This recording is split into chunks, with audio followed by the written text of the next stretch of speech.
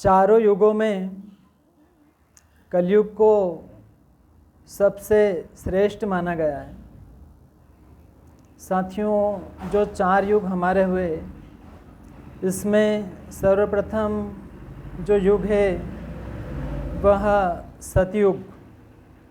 सतयुग की जो उम्र शास्त्रों के आधार पे थी 17,28,000 वर्ष। सतयुग में भगवत प्राप्ति मतलब भगवान की प्राप्ति के लिए ध्यान का उपयोग किया जाता था। ध्यान से अर्थ है हजारों वर्षों तक तपस्या वाली बात है, तब जाके भगवान की प्राप्ति होती थी। अब हम आगे चलते हैं त्रेता युग की ओर। त्रेता युग की जो उम्र थी वह 12,96,000 वर्ष। इसमें भगवान को प्राप्त करने के लिए, मोक्ष प्राप्त करने के लिए यज्ञ एवं अनुष्ठान इत्यादि किए जाते थे, तब भगवान की प्राप्ति होती थी। अब हम आगे चलते हैं द्वापर, जैसे त्रेता युग, द्वापर युग। द्वापर युग में जो पूजा की जाती थी उसमें मतलब विधि विधान के साथ पूर्ण रूप से पूजा करने पर भगवान की प्राप्ति होती थी।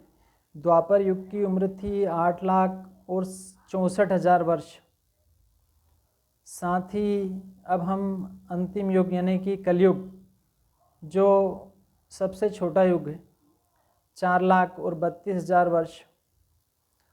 कलयुग एक ऐसा अच्छा एक दिव्य युग है जिसमें मात्र भगवान के स्मरण मात्र से ही भगवान की प्राप्ति हो जाती है।